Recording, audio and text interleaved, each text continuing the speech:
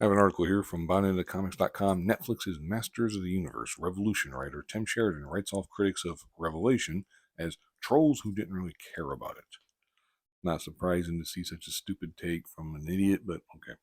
Apparently still salty over the fact that audiences at large did not lavish the series' telecentric attempt at narrative subversion with the praise he felt it deserved.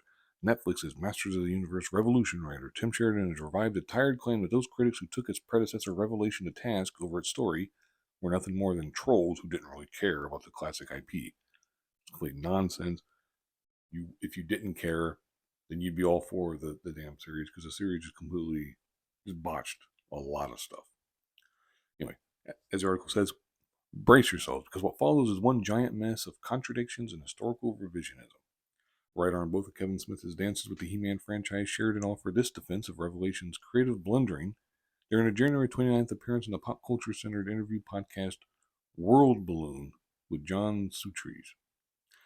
Asked by the host for Revolutions, was there any thought of, all right, well, is there a way we could write this to bring back anybody that was disappointed in Revelation? Sheridan recalled in turn, I got to tell you, I was there, and that wasn't what it was. Or that wasn't what was. Those were not the marching orders, and that wasn't what we were thinking. I think, and you see, as you're referencing, markedly, there was a different reaction to Revolution than we saw to Revelation. The writer of DC's Alan Scott, The Green Lantern Volume 1 explained. Some of the reaction for Revelation was from people who aren't really fans but wanted to make a lot of noise. They had a political agenda or whatever. There was some of that. But there were also legitimate fans who were looking for one thing and they felt they got another thing, at least in the first 5 episodes. The second 5 episodes is kind of a little bit more of a traditional take. Though Sheridan claims to have held empathy for those legitimate fans who felt betrayed by He-Man's sideline, it should be noted that it's the first time anyone on the series' production team has referred to audiences who felt this way in any sort of positive light.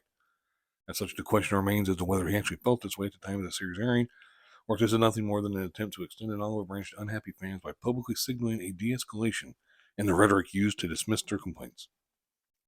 And basically, the guy's bullshitting, essentially. And he goes on and he talks, Kevin's original title for the show was Masters of the Universe, End of the Universe, and blah, blah, blah, and all this kind of stuff. I'll link this in the description box and read it for yourself. Quite frankly, it's not, it's not worth it, basically, to hear this guy try to justify things. Like, the article itself is good, but Tim Sheridan's a moron, basically. He's a complete buffoon, just trying to justify so on and so forth. It's absolutely absurd. It's ridiculous. But I mean, not surprising to see clowns involved with these shows that have underperformed just come out of the woodwork with their whole bullshit stories of, well, the fans who are true fans, they felt this way, they liked it, and the ones who complained, well, they're not the real fans. They had an agenda. They're racist. They're homophobic. They're this. They're that. They're misogynistic. Whatever kind of BS they'll pull out. So and now, I think more and more companies are kind of realizing that, oh shit, this isn't working. Idiotic that it takes them this long, of course, but apparently in the business world, entertainment world, and stuff, things move at a snail's pace. So it's quite frankly, it's ridiculous that it takes them this long. I mean, hell, Disney with Marvel's various stuff and everything with the, oh, let's bring back Iron Fist, but this time we'll make it a female lead and blah blah blah and stuff. They haven't learned that, number one, just make a good series. Just concentrate on that. Concentrate less on trying to have your little agendas and having your narratives and all that horse crap.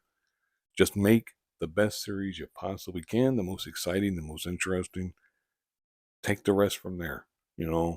If the series just happens to have a bunch of people who are, a POC or women or whoever, okay, that's fine. But to try to shoehorn in all that stuff and to try to make it out where this is the most important thing in the universe, that all of a sudden, like using He-Man as an example, Tila, just some of the things that she was saying, I don't want to go over that again, but the whole, when Adam's like, oh, I died, trying to save the world and stuff. Well, we had to live with it and stuff. It's like, who the hell would say that? And anyone who would say that, how is that at all in any way, shape, or form like make you a likable character? Not even just a decent character. Because I mean, that should be the bare minimum, I suppose, in a way, is to say a decent character. But she should also be likable at the same time. And it's like, that is just absolutely absurd. I don't want to go into an even longer rant. It basically concludes by saying it's now streaming on Netflix. I don't know anything about the series in terms of like having watched it, because it's like I don't want to waste my time. This series is probably not good.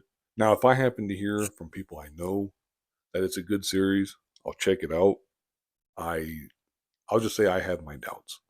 I really think it's not going to be a good series, but I'm open to being proven wrong. I'd love to be wrong. It'd be great if it was a really cool series. I doubt it. But anyway, I haven't watched it. If you've watched it and stuff, let me know what you think. Like I said, I don't. To me, this is just it's dead for now. It's dead. The He-Man stuff is just it's dead. Just like the She-Ra stuff. That was a terrible show for a variety of reasons. I did watch some parts of that. And I did watch the first uh, series or season or whatever you want to call it, the of He-Man. But this one, I don't know. I might get around to it, but it's like, do I really want to do that to myself? Anyway, I'm going to go ahead and wrap this up here. I'm starting to ramble some. Like I said, I'll link this in the description box. You can read it for yourself. Check out the interview or whatever. There's old Tim trying to, soft shoe his way out of the bullshit that he helped create. But whatever. Anyway, thank you very much for watching and have a good one.